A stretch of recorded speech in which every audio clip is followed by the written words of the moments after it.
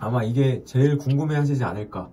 이 졸업 후에 좋은 직장에 갈 수 있는 건가? 지금 모터님은 좋은 직장에 가셨지만 좀 주변의 선배들이나 후배들도 어느 정도 최소 어느 정도 수준은 가더라. 이런 게 있다면은 최소 어느 정도 수준이다. 이런 게 있나요? 대부분 좋게 잘 갔고요. 그러니까 예를 들면 모태도 대기업은 다 갔습니다.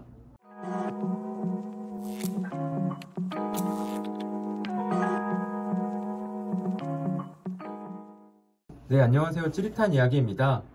오늘은 그 전기전자에서 갈 수 있는 다양한 분야들 중에 뭐 아시는 분들은 아시겠지만 모터 설계라는 분야가 있습니다.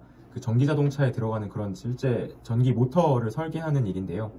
좀 그 분야에 대학원을 나오셔서 박사학위를 수여하신 뒤에 5대 대기업에서 연구직으로 일하고 계신 분을 모시고 인터뷰를 해보려고 합니다. 인터뷰 해주시는 분의 별명을 편의상 모터라고 하겠습니다. 모터님 먼저 자기소개 간단하게 부탁드립니다. 안녕하세요. 저는 모터라고 합니다. 저는 일단 가전 쪽에서 이제 컴포 모터를 개발을 하고 있고요. 박사학위를 이제 받은 다음에 모터 쪽 전공으로 과장급이죠. 과장급으로 이제 입사를 하게 되었습니다. 가전회사에서 가전에 들어가는 가전도 뭐 냉장고라든지 뭐 에어컨이라든지 뭐 세탁기라든지 이런 쪽에서 모터가 들어가잖아요. 그런 쪽을 설계를 하시는 거예요? 네, 이제 전체적으로 생각을 해보면 그렇습니다. 예를 들어서 이제 에어컨이나 냉장고 같은 경우는 이제 동작하는 원리가 동일하거든요. 그랬을 때 이제 보통 거기에 쓰는 것들은 컴프라고 하는 걸로 사용을 합니다. 그래서 컴프라고 하는 걸로 사용을 하고, 세탁기 같은 경우는 흔하게 알고 있는 DD 모터라고 되어 있는 거, 다이렉트 드라이브라고 하는 모터들을 이제 사용을 하고요. 그래서 그쪽은 이제 모터, 그리고 에어컨이나 냉장고는 컴프라고 보통 얘기를 합니다. 저는 냉장고 쪽 컴프를 이제 개발을 하고 있습니다. 컴프라고 하는 건 컴프레서? 그렇습니다. 그냥 좀 더 쉽게 생각을 하면은 압축기라고 생각을 하시면 되고요. 압축을 해서 그 압축한 것들이 팽창을 하고, 그런 팽창을 하면서 이제 저희들이 이제 원하는 뭐 시원한 것들을 만들어내는 이런 것들을 이제 만들어내는 그런 동력원이라고 할 수 있습니다. 네. 그 이제 냉장고 같은 경우에 뒤에서 우웅 소리 나는 그런 거 이제 컴프레서 돌아가는 소리라고 보면 되는 거죠? 네, 맞습니다. 그것들이 압축을 해서 이제 안쪽에 있는 냉매들이 이제 순환을 하게 만드는 그쪽의 역할을 하고 있는 게 컴프레서라고 생각을 하시면 됩니다. 그러면 또 이 질문을 안 드릴 수가 없는데, 어쨌든 좀 5대 대기업에서 박사학위로 들어간 거면은 연봉 많이 받겠지? 라고 많은 분들이 생각하실 것 같거든요. 저도 궁금하기도 한데 연봉이 어느 정도 수준으로 받으시는 거예요? 보통 이제 박사 초임으로 이제 들어가게 되면은 보통 기업들에서는 9년 차의 연봉으로 책정이 돼서 보통 이제 연봉 계약을 하게 되고요. 9년 차? 예. 그래서 그 연봉이 다는 아니고 그 이제 연봉 외에 어떤 식으로 성과급을 받는다든지에 따라서 뭐 전체적인 금액은 달라질 수는 있으나 뭐 일단 저희 업계 같은 경우는 보통 박사로 처음에 입사를 하게 되면은 한 7천에서 8천 정도라고 생각을 하시면은 그냥 편하게 생각하실 수 있을 것 같습니다. 역시 그 고생한 노고가 들어간 만큼 많은 연봉을 받게 되는 것 같습니다. 근데 어쨌든 대기업을 지금 다니시는 건데 좀 취준생분들이 생각하시기를 대기업 가면은 너무 막 성과 압박 심하고 막 워라밸은 막 박살나고 막 너무 힘든 거 아니야? 이런 생각을 하시는 분들이 많거든요. 실제 좀 대기업에서 근무를 해보시고 나니까 좀 이런 근무 환경 같은 거는 좀 어떤 거 같으세요? 일단은 근무 환경이라고 얘기를 하면 다 되게 여러 가지가 있겠지만 첫 번째로는 복지를 얘기를 안 할 수가 없는데, 복지 중요하죠. 네. 일단 회사마다 다를 수는 있겠으나 일단 여러분들 커피를 좋아하시잖아요. 커피 좋아하죠. 네. 하루에도 4-5천 원은 무조건 쓰죠. 일단은 커피값이 절대 들지 않아요. 뭐 산에 카페가 있는 거예요? 일단 산에 커피 기계가 있습니다. 그러니까 카페에서 내리는 커피 기계가 있고, 그 옆에 제빙기도 다 있기 때문에 알을 무료로? 아예 이제 무료로 먹을 수 있고 뭐 이런 것들도 있고요. 그리고 전체적인 분위기가 물론 회사의 위치가 어디냐에 따라 좀 다를 수는 있으나 저 같은 경우는 이제 연구센터 소속이거든요. 그러니까 센터 소속이기 때문에 좀 더 이제 부드러운 분위기, 연구소 소속 같은 경우는 석사 박사들이 많은데 아무래도 이제 열을 막 올려서 막 싸운다기보다는 그러니까 싸우다 보면 약간 좀 그런 게 있잖아요. 약간, 이성적으로 싸운다? 네, 약간 그렇죠. 아, 약간 좀 더 티스럽게? 좀 논리적으로 싸운다. 뭐 그런 느낌이 있습니다. 그러니까 막, 중요하죠. 네. 네. 네, 그러다 보니까 이제 서로 이제 막 얼굴을 막 붉히면서 이런 상황은 제 경험상 거의 없습니다. 그럼 뭐 바로 정시 출근, 정시 퇴근 이런 게 딱딱 지켜지는 분위기인가요? 네, 딱 정해진 시간대는 저희는 코어 타임이라 그래가지고 네. 딱 어떻게 되냐면 10시부터 3시까지는 근무를 해라. 아, 딱 그 시간대는 무조건 회사에 있어야 된다. 웬만하면 있어라. 네. 라는 기준이 있습니다. 그러니까 유연근무제라고 하는 것들을 들어보셨을 텐데 그렇죠. 유연근무제라고 해서 어떤 회사든 내가 원하는 시간대에 출근을 하고 원하는 시간대에 퇴근을 하는 게 아니라 어느 정도 정해져 있는 코어 타임이라는 게 존재하고 거기 내에서 어느 정도 유연하게 내가 아침에 일찍 온다거나 네. 일찍 와서 좀 일찍 간다거나 네. 이런 거에서 약간의 자유도가 좀 있는 겁니다. 아, 네. 무조건 10시에서 3시 사이에는 다 같이 일단 있어야 되는 코어 타임이고 그것만 지켜지면은 뭐 7시 출근, 4시 퇴근, 뭐 8시 출근, 5시 퇴근 상관없다. 네, 그렇습니다. 근로시간 저축 이런 것도 있잖아요. 그러니까 딱 주에 40시간만 하면 된다. 이런 것도 가능한 거예요. 아, 네, 그렇습니다. 정확히는 월 근무 시간을 채운다는 개념이고요. 저 같은 경우는 7시 반에 출근을 해서 네. 5시에 퇴근을 합니다. 그러면 계산을 해보면 8시간 반 근무가 됩니다. 아, 네. 하루에? 네. 네. 그러면 월화수목은 8시간 반씩 근무를 하고 네. 그러면 2시간이 남죠. 금요일은 8시에 가서 3시에 퇴근을 한다든지 이런 식의 생활 패턴도 가능합니다. 너무 좋은데? 너무 좋은데요, 그런 거는? 그러면은, 이렇게, 사실 그렇게 좀 자유로운 분위기가 주어질 수 있는 거는 서로의 책임을 다 하기 때문에 그런 자유로운 분위기가 유지될 수 있는 거잖아요. 네, 그렇습니다. 서로의 책임, 그러니까 회사로 치면 회사의 성과겠죠? 그런 성과에 대한 압박 같은 거는 좀 강한 편인가요? 그건 또 팀마다 다르긴 하지만 기업이라고 하는데 입사를 했을 때 성과 압박이 없을 수 없습니다. 그러니까 그런 자유를 줬을 때는 어쨌든 나에게 주어진 업무 그리고 그 팀에서 지금 가고자 하고 있는 프로젝트 진행하고 있는 프로젝트에 대한 목표들을 달성하기 위해서 제가 해야 될 것들을 미루지 않고 그리고 어쨌든 책임감을 가지고 해야 되는 게 중요합니다. 어쨌든 좀 성과 같은 것들이 회사다 보니까 당연히 있고 그거를 꼭 달성해야만 하는 그런 분위기가 당연히 있겠네요. 그리고 또 많이 궁금해 하시는 게 대기업 가면은 또 한 50 정도쯤 되면 명예퇴직 당해가지고 치킨집 해야 되는 거 아니야? 이런 생각 솔직히 많이 하거든요. 저희 모터님 같은 경우에 좀 위에 뭐 팀장님이나 이런 임원분들 보면 오랫동안 다니는 것 같은지 아니면 한 50 정도 되면 나가는 분위기인 것 같은지. 제가 일하고 있는 팀 같은 경우는 굉장히 오래 일을 하신 분들이 많아요. 20년씩 일하시는 분들도 많고 퇴임을 앞두고 있는 경우도 많고 제가 생각할 때 대기업 문화들 중에 하나는 그렇게 이제 명예퇴직을 시키거나 이러지는 않다고 저는 생각을 해요. 네.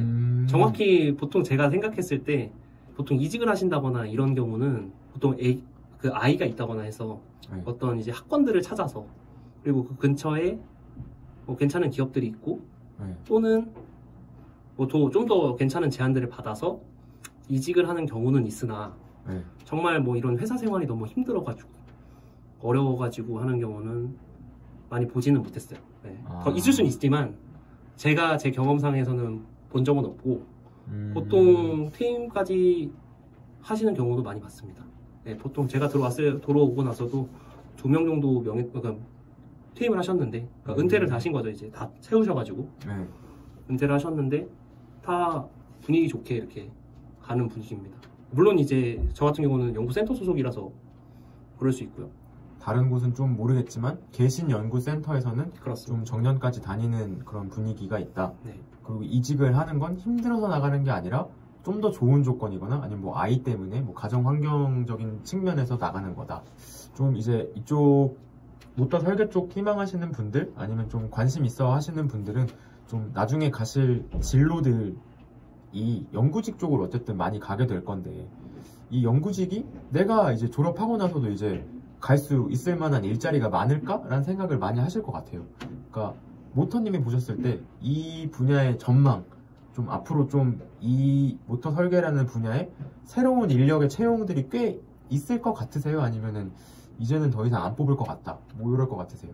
제 생각에는 앞으로도 계속 이 분야는 계속 뽑히고 이제 뽑을 예정일 겁니다. 아마 제가 알기로는. 워낙 어플리케이션이 많잖아요, 모터 쪽이. 네, 그렇습니다. 그러니까 예를 들면은 저는 지금 냉장고 쪽 개발을 하고 있지만 자동차는 뭐 말할 것도 없고요. 자동차는 워낙 안에 들어가는 모터의 종류들도 많고, 그렇죠. 네, 모터 종류들도 많고 또 사용하는 데가 많거든요. 또 뭐 로보트라든지, 그리고 뭐 예를 들어서 뭐 택배 회사에 컨베이어 벨트라고 있습니다. 네, 그런 회사들도 전문적으로 있고. 아니 엘리베이터도 약간 그런 전동기 큰 거 이런 거 들어가는 거 아니에요? 네, 큰 거 들어갑니다. 그래서 여러분들 가끔 좀 신경 써서 보시면 엘리베이터 안에서도 네. 업체 이름을 얘기해도 되나요? 현대 엘리베이터 이런 거요? 네. 네, 당연히 얘기하실 수 있잖아요. 뭐 오티스라든지 네. 현대 엘리베이터라든지 네. 이런 곳에서도 그 엘리베이터들을 개발하기 위해서 네. 엘리베이터 안에서의 모터들을 이제 그거 맞춤을 해야 될 거잖아요. 그러니까 결국에는 엘리베이터 종류가 많죠. 사물 엘리베이터도 있고. 그렇죠. 네, 뭐 그쵸. 그래서 그쪽에 맞춰서 모터 개발을 보통 하는 경우도 많이 있고요. 그래서 실제로 제 아는 동생도 그쪽 회사들로 이제 입사를 하는 경우도 있었고요. 네. 엘리베이터를 만드는 회사 쪽에 모터 설계 쪽으로 네, 그렇습니다. 입사를 하게 된. 하긴 또 생각해 보면은 뭐 모터 쪽이 안 들어가는 분야가 거의 없을 정도로 워낙 어플리케이션이 많아가지고, 근데 이거를 계속 뭐 맞춤형으로든 뭐 새로운 기술이든 계속 이걸 설계할 사람은 필요할 것 같긴 해요, 확실히. 그렇습니다. 그러니까 뭐 종류는 되게 많죠. 예를 들면은 뜨는 분야 중에 하나는 전기배를 아시나요? 전기배? 일렉트릭 쉽? 그렇습니다. 네. 일렉트릭 쉽이에요. 그런 것들을 개발하는 경우도 네. 그 안에 모터에 이 배가 움직여야 되니까 프로펠러를 돌려야 되잖아요. 아, 그쵸. 네, 프로펠러를 돌려야 되니까 그런 것들에 들어가는 모터들, 네, 그런 모터들은 많이 만들지 않아요. 예를 들면 뭐 저희가 뭐 굉장히 커다란 배를 예를 들면 뭐 100척, 네. 200척, 300척 뭐 이렇게 찍어내는 게 아니라 뭐 5척. 아, 그쵸. 워낙 규모가 크니까.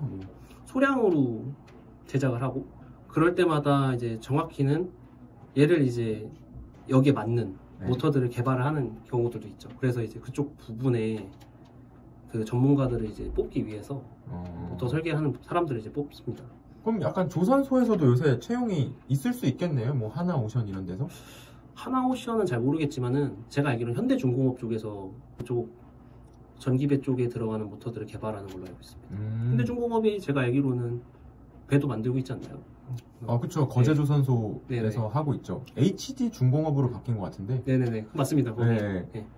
그쵸. 아마 그 전기배도 요새 많다고 하신 거의 배경이 이제 탄소 중립 배경이잖아요. 그러니까 엔진으로 하던 거를 모터로 대신하게 되는 그런 일들이 많아지고 있잖아요. 그 기존의 내연기관차에서 전기차, 기존의 선박의 엔진에서 전기 모터, 이런 쪽이다 보니까 모터의 어플리케이션이 더 많아지면 많아졌지 적어지진 않는다.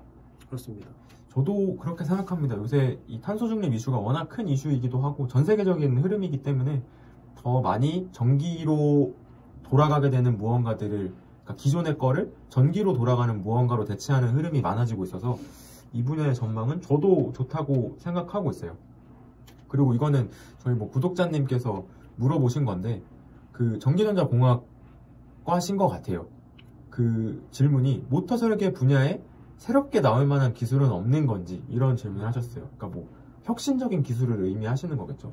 완전히 새로운 혁신적인 기술이 모터 쪽에 더 나올 게 있나? 라는 질문이신 것 같아요. 모터 설계 분야에서 새롭게 나올 만한 기술이라고 얘기를 하면 제가 이제 대학원생이라고 하는 입장으로 만약 생각을 해볼게요. 생각을 해보면 저는 이제 모터로 박사를 받았지만 네. 모터 설계 하나만 가지고는 뭔가 기업에서 굉장히 좀 리딩을 한다든지 하는 건 조금 어렵습니다. 현실적으로 어렵습니다. 그래서 보통은 모터 설계에, 그러니까 새롭게 나올 만한 기술이라기보다는 융합을 해야 돼요. 융합이요? 네. 예를 들면 모터 설계 플러스 네. 모터 제어를 한다든지요. 아. 모터 제어를 한다든지 네. 아니면 여러분들이 생각을 해봤을 때 모터가 막 돌아가는데 소리가 막 이상 소리가 나면 안 되잖아요. 막 그쵸. 우당탕탕 소리가 나거나 막 그쵸, 그런데 그쵸. 막 윙하는 소리가 들리면 역학적인 부분. 그쵸. 어. 예를 들면 그런 거예요. 모터라는 거는 전기가 들어갔을 때 잘 돌고 있는데 전원이 꺼졌을 때는 관성 때문에 이렇게 도는 경우가 더 네, 돌아가는 그쵸, 경우가 그쵸. 있어요. 근데 그렇게 돌았을 때 소음이 나는 경우가 있어요. 드르르륵 하는 소리가 나면서. 그럼 일반적인 사람들 그건 이제 이 물품 자체는 문제가 없지만 네. 일반적인 소비자의 입장에서 네. 내가 시동을 껐는데 전원을 뽑았는데 소리가 난다. 소리가 난다. 어. 이거는 어떤 식으로 인식이 받아들여지냐면 아유, 얘가 뭔가 고장났나? 고장났다. 그럴 수 있죠. 네. 그래서 모터를 설계하는 사람들은 내가 얘네들이 전원이 꺼지고 그냥 그 자기가 혼자서 돌아가고 있는 동안에도 뭐 소음이 없다거나 네. 이런 식으로 내가 소음의 전문가는 아니지만 어느 정도 이런 것들을 고려해서 설계를 할 수 있어야 된다. 또는 어떤 협업이라고 하는 관계에 있을 때 모터를 설계를 해서 그리고 뭐 소음 유동 쪽 전문가들과 일을 할 때 소음 유동 전문가들이 만들어준 데이터들을 내가 그것들을 분석하거나 아 이런 부분을 줄여야겠구나라고 하는 그런 감각들을 익혀 나가는 것이 새로운 기술이라고 할 수 있습니다. 결국 완전히 모터 설계 쪽의 새로운 기술이라기보다는 좀 다른 분야와 그러니까 이걸 메인으로 하되 서브적인 뭔가 뭐 역학적인 거라든지 뭐 열적인 부분이라든지 모터 제어라든 부분이라든지 이런 것들을 곁가지로 가져가야 되는 기술들이 각광을 더 받게 될 거다. 그래서 이런 부분들에 대한 용어로 만약에 좀 더 검색을 해보고 싶으시면 멀티피직스라고 하는 것들과 멀티피직스, 예, 디지털 트윈이라고 하는 것들로 디지털 트윈, 예, 디지털 트윈 그리고 멀티피직스 이런 것들을 조금 검색을 해보시면은 그러니까 한 영역만 보는 게 아니라 저희 모터는 약간 전자기라고 볼 수 있거든요. 전자기학이라고 이제 들어보셨을 텐데 그쪽에 이제 전자기라고 얘기를 합니다. 전자기, 예, 그러니까 전자기 플러스 뭐 유동, 전자기 플러스 뭐 유체, 유동 유체라고 보통 하죠. 전자기 유체 아니면 전자기 뭐 소음, 멀티피직스라는 개념이 그 학문들의 융합. 네, 그렇습니다. 학문들의 융합을 얘기를 하고 뭐 좀 더 얘기를 하자고 하면은 해석들을 보통 시뮬레이션을 하게 됩니다. 시뮬레이션으로 이제 내가 어떻게 나오는지 예측하고 보게 되는데 예를 들면은 그러니까 모터를 설계할 때는 전자기 해석을 합니다. 예.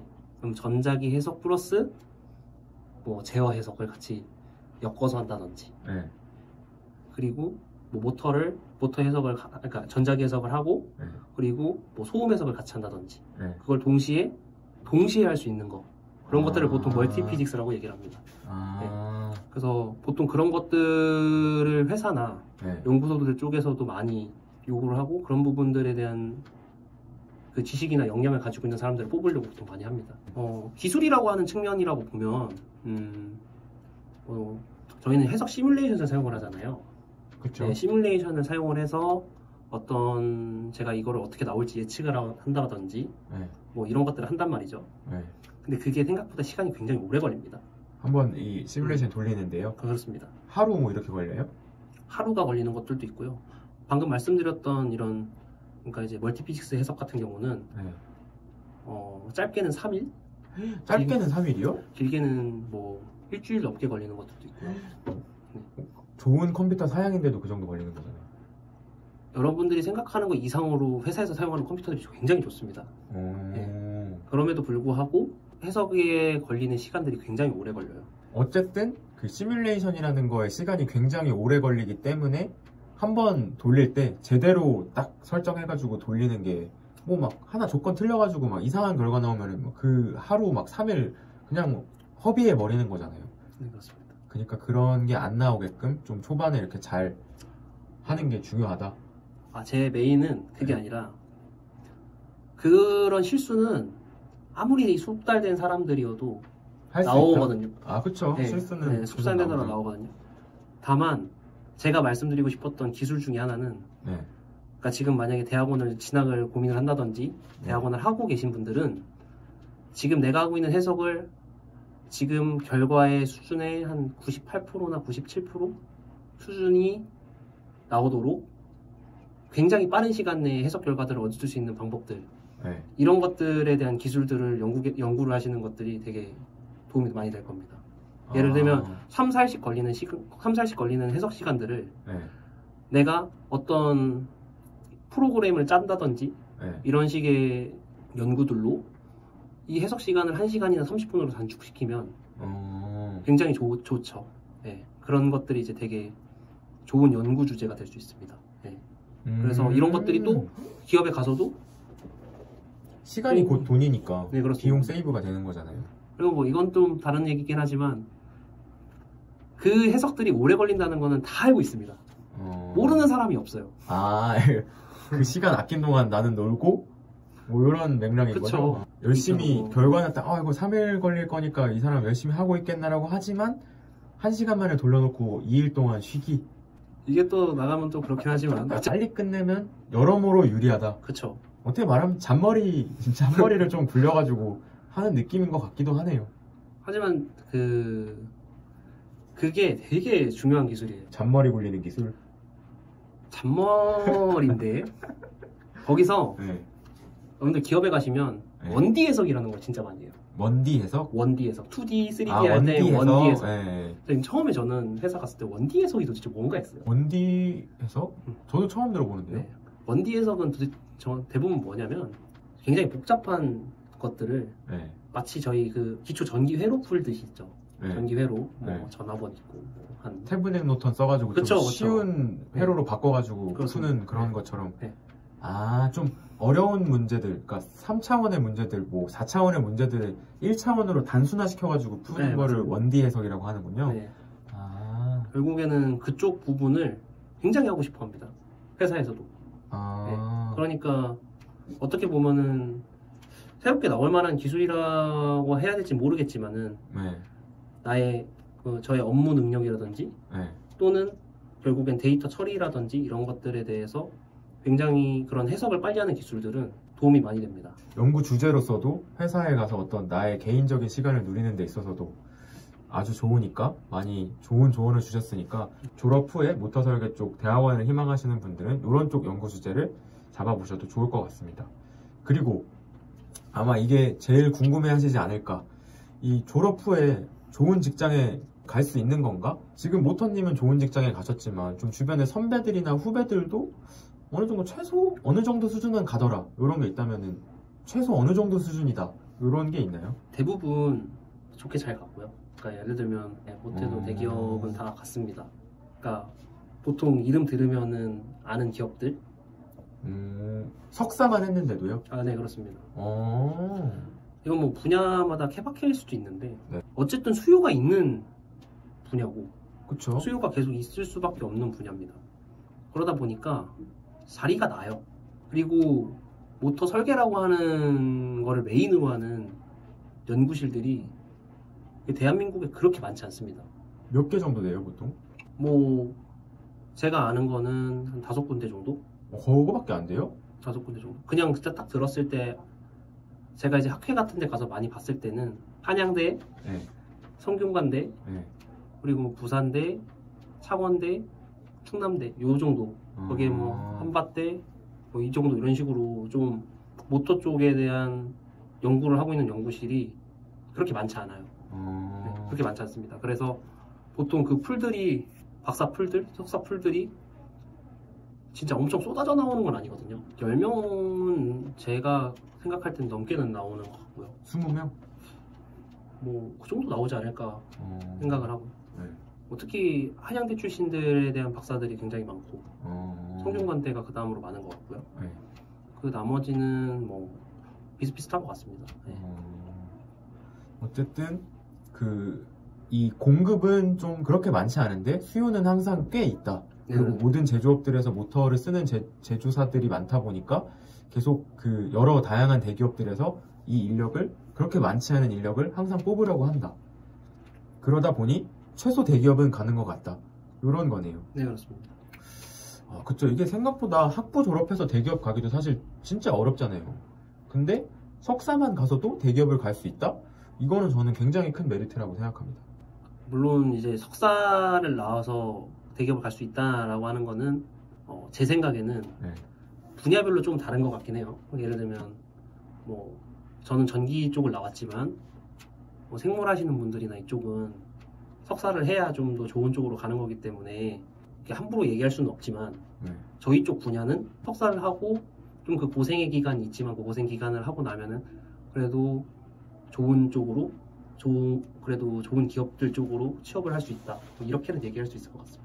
투자 대비 이익률이 좋다. 과가 아무래도 과니까. 그렇죠. 예, 아무래도 과가- 전기전자가 다른 공대 대비 그리고 뭐 문과 대비로 봤을 때는 훨씬 더 취업이 잘 되는 과긴 해요, 확실히. 그쵸. 거기다가 근데 또 이 사회에서 모터 설계라는 게 사회에서 계속 수요가 있는 직업 쪽이다 보니까 많이 뽑게 되는 것 같습니다. 보통 이제 다 모터 설계 대학원 나오신 분들은 R&D로 가시게 될 텐데 R&D로 가시게 됐을 때 근무지가 보통 좀 수도권 쪽이 많은 편인가요? 일단은 모터 쪽으로 전공을 잡으시는 분들은 대부분 1차적으로는 뭐 현대 생각을 하실 거고 자동차나 모비스. 그쵸. 네. 현대 모비스나 현대차 네. 얘기를 생각을 하실 거고 뭐 LG전자라든지 그리고 뭐 그 외에 좀 괜찮은 모터 기업들 네. 이쪽을 가게 될 텐데 대부분 다 R&D로 취업을 하게 됩니다. 왜냐하면 저희가 생산 관리로 갈 일은 거의 없습니다. R&D로 보통 지원을 하게 되고 그쵸. 모터 설계다 보니까. 네, 네. 지원을 할 때부터 어쨌든 R&D로 지원을 하게 돼서 네. 대부분 R&D입니다. 네. 그리고 또 대기업 R&D 센터들이 수도권 쪽에 있는 경우가 많잖아요. 서울에 있는 경우도 있고. 그럼 선후배분들이 보통은 취업하시는 곳들이 좀 수도권에 있는 경우들이 좀 있겠네요. 네, 수도권에 대부분 다 있습니다. 이게 아시겠지만 공대 나와가지고 보통 제조업 공장으로 가는 경우가 많잖아요. 전기전자 같은 경우에는. 근데 이 모터 설계 R&D로 가게 되면 좀 수도권 근무에 훨씬 유리해지게 된다. 이런 거 좀 근무지가 중요하신 분들은 참고하시면 좋을 것 같습니다. 모터 설계도 뭐 석사까지만 하냐, 박사까지만 하냐, 요거에 대해서도 고민을 하시는 분들이 분명 있을 텐데 모터님이 보시기에는 석사가 나은 것 같으신지 아니면 그래도 박사까지는 가야지 이런 게 있으신지. 일단 뭐 박사를 한 입장에서는 박사를 가는 게 좀 더 메리트가 있지 않나라는 생각은 합니다. 그래도 박사니까, PhD니까. 그렇게 되면 이제 일단은 연봉 같은 것들도 더 많이 받을 수도 있고요. 아무래도 그리고 박사 졸업해서 9년차 과장으로 들어가는 게 진짜 좀 저는 파격대우라고 생각하거든요. 이제 파격대우다. 이건 이제 뭐 어떻게 생각할지 모르겠지만 일단은 뭐 그동안에 그 박사를 하신 분들은 보통 이제 그렇게 들어가면 그래도 그 고생을 하고 나니까 이렇게 좀 괜찮게 오는구나 라고 생각을 보통은 하고요. 물론 이제 그 외에 이제 학부로 취업을 하신다든지 석사로 취업을 해가지고 이제 단계를 밟아서 이제 그 연차로 오시는 분들도 있겠지만 그렇죠. 보통 네. 근데 석박사가 뭐 보통의 경우에 졸업을 한다고 하면은 석사 2년, 박사 4년이잖아요. 그렇습니다. 근데 6년의 시간으로 들어가는 회사의 연차는 9년 차니까 한 남들보다는 3년을 더 빨리 진급이 된 거잖아요. 네, 그렇습니다. 그런 점에서 되게 좀 메리트는 있습니다. 메리트가 네. 확실히 있긴 있네요. 그리고 석사는 저는 물론 추천합니다. 석사를 이제 저희 쪽 분야에서 하면은 좀 더 연구직으로 가는데 좀 더 수월할 수가 있고 네. 그리고 그 석사를 하면서 어떤 박사들이 하고 있는 프로젝트라든지 이런 것들을 같이 따라가다 보면은 네. 좀 더 이제 저런 기업들에 대해서 좀 더 알 수 있기 때문에 네. 그러니까 석사, 박사 중에 이제 뭐 고르라고 하면 저는 박사를 좀 더 고생해서 하라고 하고 싶지만 석사를 하더라도 그 기간 내에서 그 석사 과정을 하고 있는 동안에 박사들이 하고 있는 그런 프로젝트들이나 이런 것들을 도와가면서 좀 더 많이 그런 경험들을 쌓는다면은 석사들도 충분히 좋은 곳으로 갈 수 있다고 저는 생각을 합니다. 실제로 제 후배들도 다 잘 갔고요. 그러니까 제가 봤을 때는 이제 열심히 그 시간들을 좀 밀도 있게 좀 보내면 석사로도 굉장히 좋은 데로 충분히 입사가 가능하다. 그렇죠. 2년이라는 시간이 뭐 짧다면 짧고 길다면 긴 시간이지만 그 시간에 이제 진짜 압축적으로 경험을 쌓아 나가고 실력을 쌓는다면 충분히 석사도 그 메리트가 강력하다. 좀 이런 얘기도 사실 안 해볼 수가 없는데 대학원도 어쨌든 우리 한국 사회에서는 좀 간판이라는 걸 되게 중요하게 생각하잖아요. 좋은 이제 상위 대학원들이 사회에 나와서도 좀 그런 분명히 영향이 있나요? 이 사람 좀 좋은 대학에서 박사했네. 그걸 좀 더 그 입결이 낮은 대학교의 대학원의 박사보다 좀 쳐주거나 뭐 이런 거는 없나요? 제 생각에는 학벌은 중요하긴 합니다. 제 생각엔. 중요하긴 하다. 중요하긴 해요. 중요하긴 한데, 근데 그게 크리티컬하진 않다. 정확히는, 그러니까 대학원을 내가 진학을 해야겠다라고 생각을 했을 때, 내가 뭘 하고 싶은지, 어떤 분야에서 일을 하고 싶은지가 첫 번째 중요하고요. 중요하죠. 네. 네. 그러면은, 저 같은 경우는 좋은 경험이 돼서, 네. 이제 학부 때 모터 쪽에 대한 논문 대회를 나갔던 적이 있거든요. 학부 때요? 네, 학부 때 논문 대회를 나갔던 적이 있었고, 그때 그쪽 분야들의 사람들을 보면서, 네. 이쪽을 해봐도 괜찮겠다라는 생각을 하면서 갔던 거였어요. 네. 그리고 실제 제가 운이 좋았던 게 들어갔던 연구실이 네.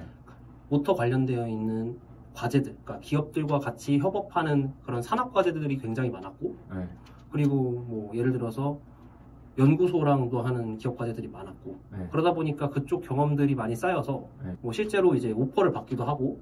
연구 성과들이 많이 좀 프로젝트적으로도 많이 쌓이고 논문적으로도 많이 쌓여 있는 연구실에 있으셨던 거네요. 네, 그렇죠. 그러면은 오퍼도 받을 기회가 올 때도 있고. 회사에서 그럼 먼저 막 우리 회사 올래 이렇게 얘기를 하는 거예요? 네, 그렇습니다. 오. 근데 이게 뭐 살짝 뭐 부정처럼 들릴 수도 있으나 기업 입장에서 봤을 때 이 사람이 굉장히 뽑고 싶은 사람이다라고 얘기를 하면, 일을 해보니까 이 사람은 뽑고 싶다.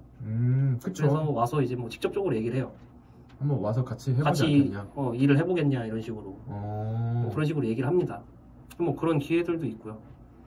그러니까 그거는 결국에는 제가 생각할 때는 그 연구실에서 하고 있는 과제들, 기업 과제들이나 어떤 연구들을 해왔는지. 그러니까 예를 들면은 이게 연구실에서 교수님의 전공과 네. 그 연구실에서 하고 있는 연구 주제들이 다른 경우가 있어요. 좀 약간 결이 다른. 네. 그러니까 제어를 하셨는데 뭐 다른 거를 하신다든지 뭐 이런 네. 약간 좀 결이 다른 경우가 있거든요. 네. 그래서 교수님의 전공을 보는 게 아니라 네. 그 연구실에서 어떤 연구 과제와 연구들, 논문들을 어떤 거를 써고 있는지를 확인하는 게 제일 중요해요. 그러니까 제가 이 말을 왜 해드리냐면은 저희 쪽 분야에서 연구실 1등은 서울대가 아니고, 네. 제 생각으로는 서울대가 아니고 좀 한양대거든요. 이 바닥에 지금 제일 좀 네. 이런 모터 연구실 성과가 1장은 쌓여 있는 곳은 한양대다, 이렇게 저는 생각을 하거든요. 요약하면 모터 1장은 한양대다. 제 생각은 그렇습니다. 그렇죠. 다른 사람은 다를 생각이니까요. 수 있지만 네. 제 느낌은 그래요. 네. 그쪽에서도 이제 박사들이나 이런 대학원생들이 많이 나오니까. 뭐 워낙 그 기업 프로젝트도 많이 가 있고 또 논문 실적도 뭐 다른 학교들 대비 더 많이 나오고 하는 기준에서 말씀하시는 거잖아요. 그렇죠. 근데 그렇다고 해서 꼭 굳이 거기를 가야만 내가 좋은 기업으로 가거나 이런 건 아니고요. 네. 결국에는 그 연구실에서 어떤 기업들과 산학과제를 하는지, 네. 그리고 그런 산학과제를 하면서 내가 어떤 경험들을 쌓을 수가 있는지가 제일 첫 번째로 제일 중요한 거라고 저는 생각을 해요. 그 연구실에 어떤 프로젝트들을 했고 또 하고 있는지가 중요하다. 그렇습니다. 진학을 결정할 때. 네. 그렇습니다. 물론 좋은 학교일수록 좋은 기업들과 과제를 하는 경우가 많지만, 네. 지방대들도 굉장히 과제들이 많은 경우도 굉장히 많거든요. 네. 그랬을 때 그런 과제들이 어떻게 좀 진행이 되고 있고, 네. 뭐 이런 것들을 좀 볼 수가 있어요. 네. 그래서 그런 것들도 보고, 네. 이런 거 좀 볼 줄 잘 모르겠다라고 하면, 네. 보통 기업들에서는 타겟랩이라는 것들을, 대학교에 있는 연구실들의 타겟랩이라 해서 네. 하는 사업들이 있어요. 네. 그러니까 예를 들면 인재풀들을 확보하는 사업들인 거죠. 네. 박사든 석사든 내가 이런 인재풀들을 확보를 하겠다라고 하는 타겟랩 사업들을 하거든요. 네. 그럼 타겟랩들을 먼저 보세요. 예를 들면 뭐 뉴스나 이런 데 보면은 네. 보통 쉽게 나오거든요. 그런 네. 것들은. 네. 내가 어디 대학교가 무슨 현대 어쩌고 뭐 연구소에 타겟랩으로 선정되었다. 이런 것들을 볼 수가 있습니다.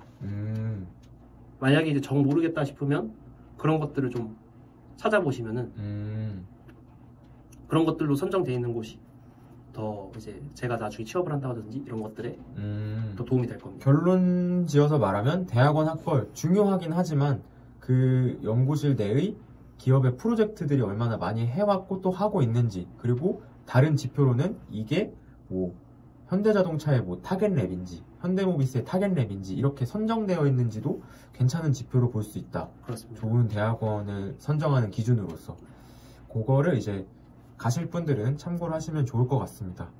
그럼 이제 우리 학부생들이 나 모터 설계 듣다 보니까 좀 괜찮은 것 같아, 가보고 싶어 라고 생각하시는 분들도 있을 텐데, 이런 분들이 학부 때 좀 미리 열심히 공부해두면 좋을 만한 과목이 뭐가 있는지. 이거는 이제 아까 뭐 다 이야기를 좀 드렸던 것 같은데, 전자기학 중에서도 자기학 파트, 자기학 쪽? 네, 그쪽이 좀 중요하고요. 네. 그리고 전기기기, 전기기기? 예, 전기기기, 뭐 네. 일렉트릭 머신스라고 하는 그런 네. 그 수업들이 있고요. 네. 그리고 제어. 제어요? 제어 중요합니다. 제어 어렵잖아요, 근데. 제어 어려운데 네. 알고 있어야 됩니다. 이거 좀 알아야 돼요, 네, 제어를? 네, 제어를 알아야 됩니다. 뭐 이렇게까지 얘기하면 좀 그렇지만은 뭐 제어에서, 그러니까 좀 공업 수학, 네. 그런 뭐 미분 방정식을 푼다든지, 그렇죠. 이거 되게 쓸모 없어 보이는데, 라플라스 변환해가지고. 예, 그거 되게 쓸모 없어 보이는데, 네. 꽤 그거 진짜 중요하죠? 중요합니다. 그거 생각보다. 네. 저도 네. 이거 뭐 푸는 경우가 뭐가 있어 이렇게 하면서 투덜거리면서 공부했는데 또 되게 중요한가 보네요, 협업에서는. 중요합니다. 왜냐하면 해석이나 이런 것들에 대한 결과로만 얘기할 수 없거든요. 이게 진짜 결과 나오기까지의 과정을 논리적으로 좀 보여줘야 되는 그렇죠. 거죠.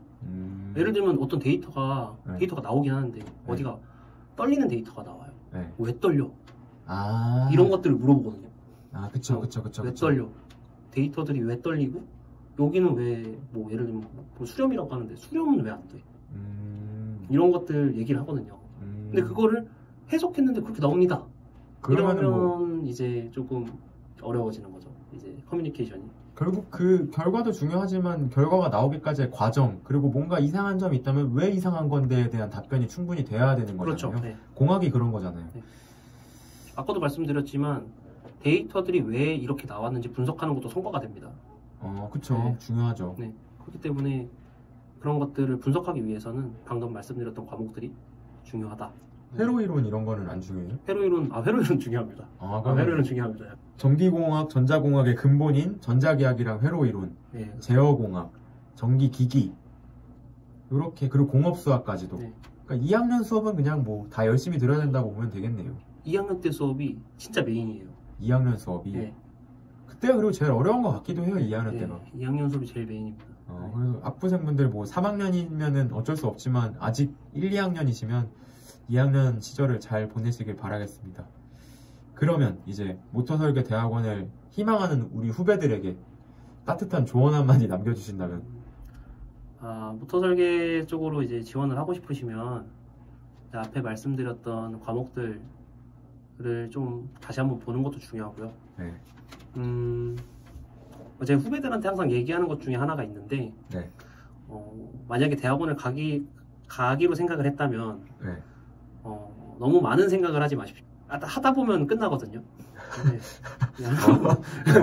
하다 보면 끝난다. 네. 네. 하다 보면 끝나거든요. 근데 생각보다 너무 빨리 끝나요. 석사 같은 경우는.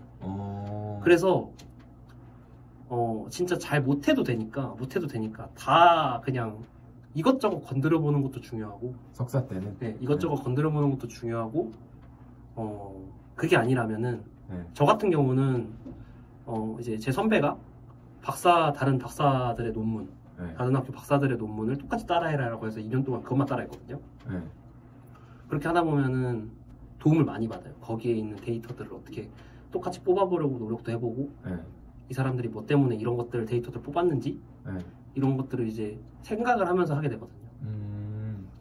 그래서 만약에 지금 이제 막 시작을 하시는 분들이라면은 그런 것들을 통해서 이런 과정들로 이제 학기를 꾸려 나갔구나를 이제 좀 배우는 것도 중요하고, 시간을 좀 이렇게 얘기를 하거든요. 밀도 있게 좀. 뭐 아예 쉬지 말라는 이런 얘기가 아니라 할 때 정말 열심히 하셔야 됩니다. 그러니까 그렇죠. 앞에서 말했던 뭐 취업을 한다든지, 그리고 뭐 좋은 오퍼를 받는다든지, 이런 것들이 정말 오려면 내가 이거 잠깐 열심히 한다고 해가지고 그쵸. 네, 맞아요. 오는 건 아니라고 저는 생각을 해요. 누적되어 있는 것들로 판단되죠. 오퍼를 받는 것도 좀 같이 기업에서 일하다가 얘 계속 보니까 괜찮네 이 생각이 들었을 때 이제 오퍼를 하는 거잖아요. 그렇죠. 그러니까 제가 하고 싶은 말은 좀 더 못해도 되니까, 실패해도 되니까 네. 내가 실패했던 것들을 정리해보고, 네. 실패했던 것들을 정리해보고 왜 실패했는지 네. 이런 것들을 이제 좀 계속 정리해 나가는 연습을 하시면 이제 대학원을 가셔서 결과물이 그렇게 좋지 않아도 돼요. 사실 결과물이 굉장히 좋은 게 더 이상한 거거든요. 석사가 결과물이 굉장히 좋다. 그거 좀 이상한 겁니다. 이거 뭔가 이상하다. 네, 네. 네. 이게 잘 될 제 경험상 네. 거기엔 분명 틀린 게 있을 수밖에 없고 네. 그리고 굉장히 기가 막힌 결과들이 나오기에는 너무나 짧은 시간이에요. 2년이라는 시간이. 석사 같은 경우에는 다만 그때 내가 이 결과를 내기 위해서 어떤 과정들을 거쳤고 어떤 것들이 잘못됐었고 뭐 때문에 잘못됐는지들을 저는 정리를 했었거든요. 그게 내 다음에 나오는 후배들한테 주는 자산도 될 수 있고 그쵸. 그 연구실 아카이브로서 쓰이게 되죠. 네. 그렇게 하다 보면 그렇게 정리를 하다 보면은 여러분들이 면접을 볼 때라든지 이럴 때 내가 이런 경험들을 이런 식으로 분석해서 풀어나갔다라는 이런 스토리도 만들 수 있는 거고 중요하죠. 그거 진짜 중요한 것 같아요. 그런 스토리들을 만들 수도 있는 거기 때문에 엄청 잘할 필요는 없지만 정말 열심히 해야 된다. 2년이라는 시간이나 박사까지 하면 보통 6년인데 그 시간이 헛되면 안 되잖아요. 안 되죠. 네, 헛되면 안 되고 난 잘 되고 싶어서 간 거잖아요. 그쵸. 그러면 할 때는 반드시 해주고 그리고 보통 다 정리를 해라. 왜 안 됐는지도 정리를 해라. 왜 안 됐는지도 정리를 하는 것들이 나중에 분명히 도움이 됩니다.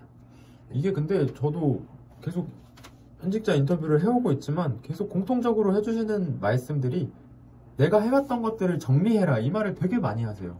뭐 여기까지 보고 계실지는 모르겠어요, 시청자분들이. 근데 보고 계시다면 저도 꼭 이 본인이 해오셨던 것들을 정리해 나가는 습관을 들이셨으면 좋겠어요. 이게 나중에 내가 어떤 경험을 했는지가 그때 정리해놓지 않으면 휘발려서 없어지잖아요. 그렇습니다. 근데 이걸 잘 정리해 두시면 내가 이런 걸 이렇게 풀었었지라는 것들을 잡아두게 되는 거니까 뭐 이걸 취업에 활용하시든 아니면 뭐 그때 추억을 떠올리시든 뭐 등등 다양한 방면에서 도움이 되니까 좀 그렇게 정리하는 습관 꼭 들이셨으면 좋겠습니다. 그러니까 어쨌든 그 대학원 후배들 분들께 해주고 싶은 말을 정리하면 생각하지 마라. 그냥 해라. 그리고 시간이 진짜 빨리 지나가니까 밀도 있게 시간을 보내고 마지막 정리하는 습관을 가져라. 그렇습니다. 이렇게 좋은 말씀 해주셨네요. 그래서 여기까지 이제 좋은 인터뷰 해주셔서 감사드리고 여기까지 또 1시간 넘은 것 같은데 시청해주셔서 감사드립니다. 감사합니다. 모터님.